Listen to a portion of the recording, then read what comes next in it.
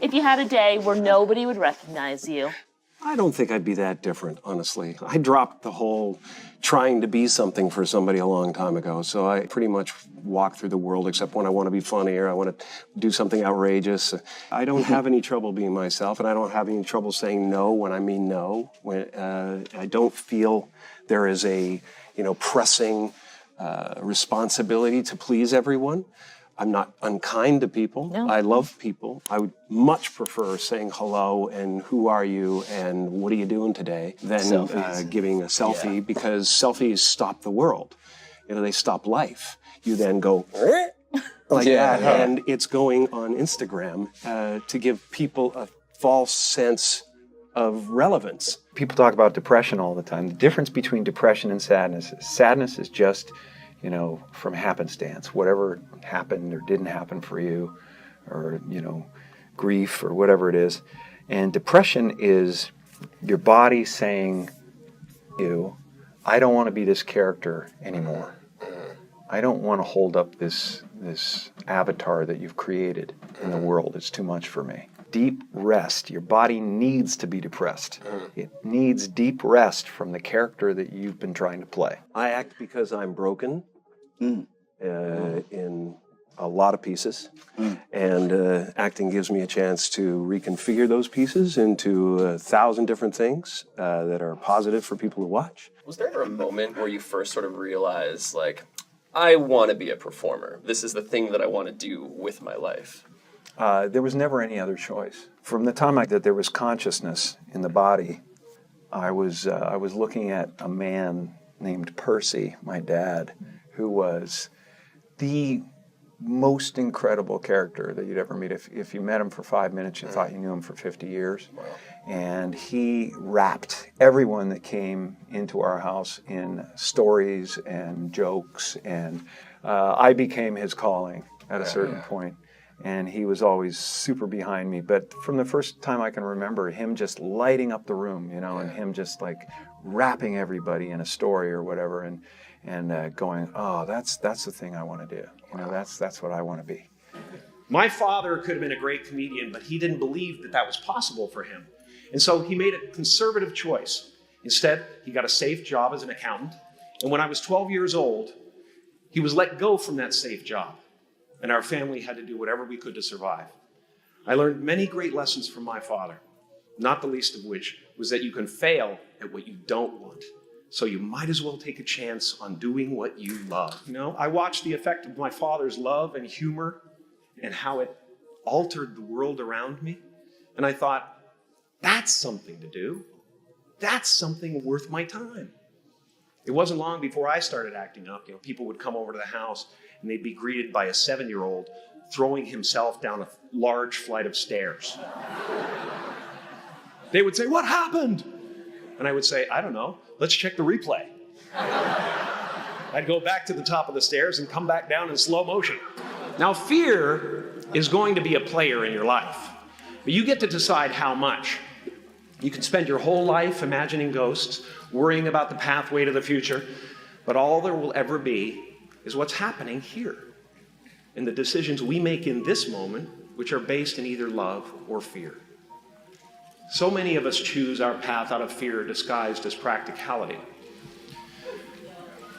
What we really want seems impossibly out of reach and ridiculous to expect, so we never dare to ask the universe for it. When I was about 28, after a decade as a professional comedian, I realized one night in LA that the purpose of my life had always been to free people from concern, just like my dad. The only one I hadn't freed was myself, and that's when my search for identity deepened. I wondered who I'd be without my fame. Who would I be if I said things that people didn't want to hear? Or if I defied their expectations of me?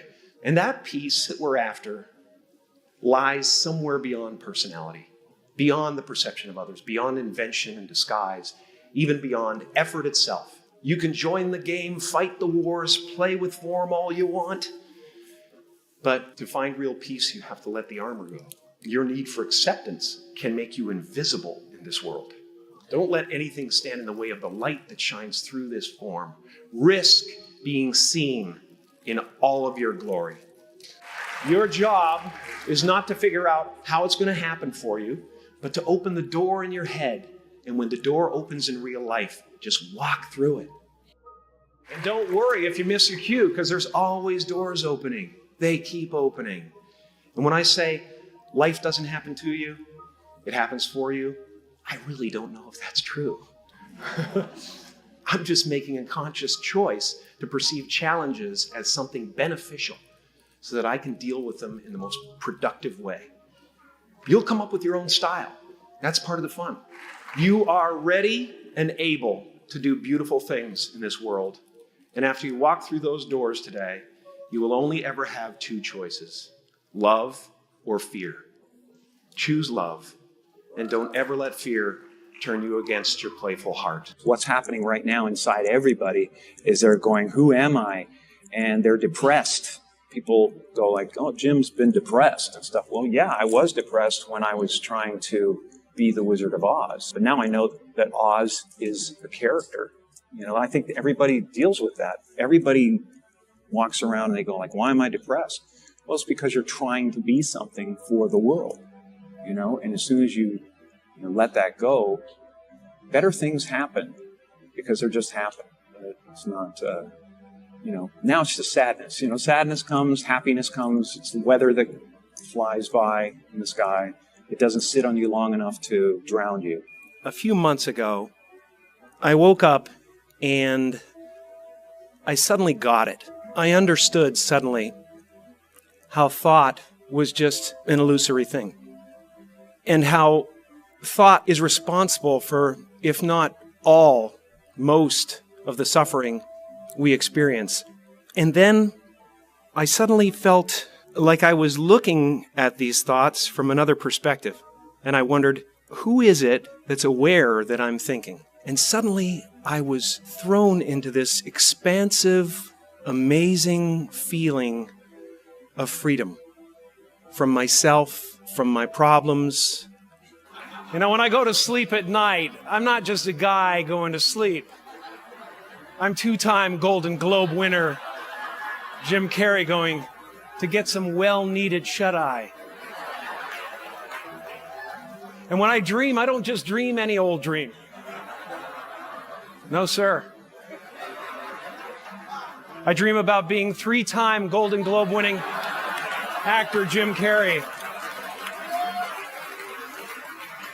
Because then I would be enough.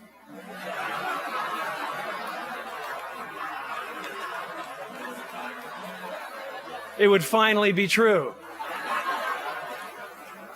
And I could stop this terrible search for what I know ultimately won't fulfill me.